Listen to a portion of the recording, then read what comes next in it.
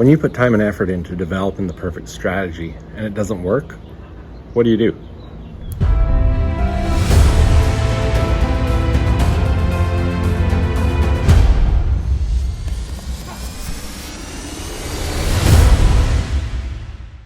Hey, welcome back. Jeff Heggie, Daily Success Strategies. Thanks for being with me today.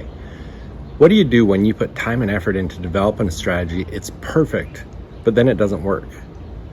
Do you abandon it? Do you just keep pushing through? What do you do on that? All right, I want to talk about this today, but first of all, it is Friday, so I want you to be accountable to what you committed to on Monday. On Monday, we said, what are you going to do this week? So that on Friday, you can look back and say, 1, it's been a successful week. 2, you're closer to your bigger goals. Be accountable to it. If you're watching or listening to this on social media, leave me a comment. Get yourself an accountability partner, an accountability coach. Come join one of our accountability groups. Do something to hold yourself accountable. It's such a huge key to success. All right, so let's talk about developing strategy and if it's going to work or not going to work. You know, there's a lot of times I've developed strategies that I thought were perfect, but then they didn't turn out. So do you stick with it? Do you push through and say, you know what, too much time and effort invested in this, I've got to use it? Or do you say, you know what, I've got to change this? My feeling is you've got to change it. You can't just say, this is what it is, we're going to push through, it's not working, so let's keep doing it anyways. You know, that's insanity. I think of a lot of different instances. When I was a basketball coach, there's a lot of times, one of the things I loved was creating plays, watching defenses and saying, okay, here's the play we're going to implement. And there's times that I did that and the plays were perfect and they ended up being a main part of our offense. And there was other times I created the perfect play, and then when we actually implemented it in a game, it was a disaster.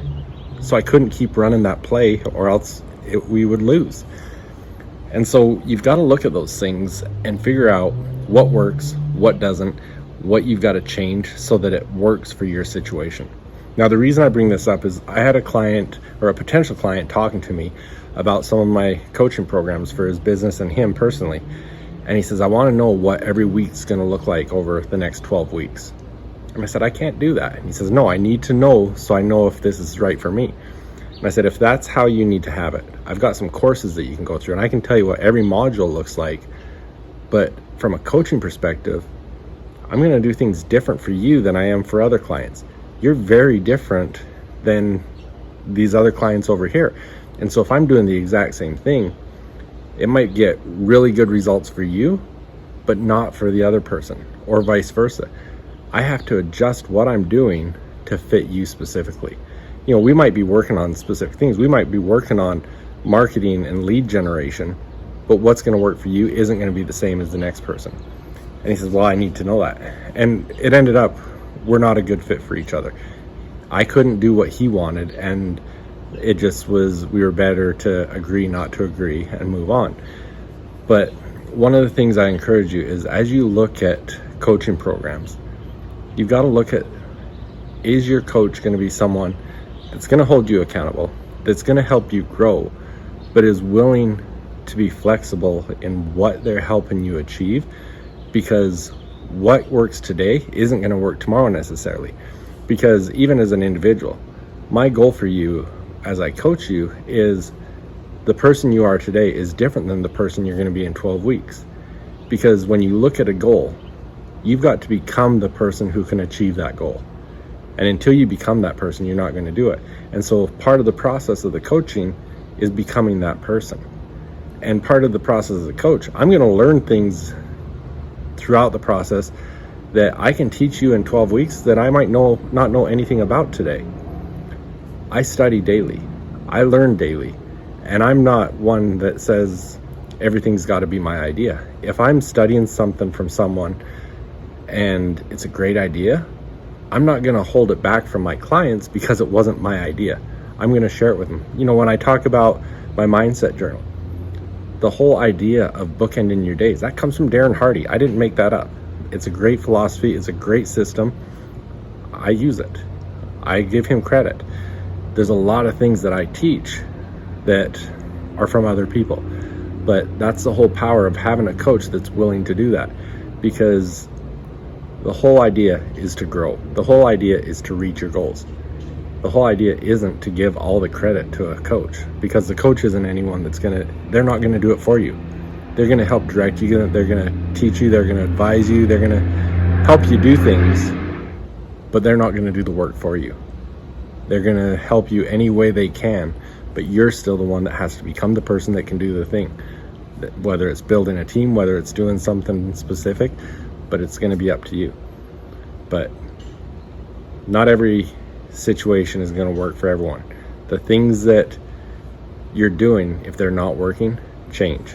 Don't put a strategy in place, and just because you put the time and effort into it, continue on with that strategy even if it's not working. Make some changes, figure out what's going to work, and implement that.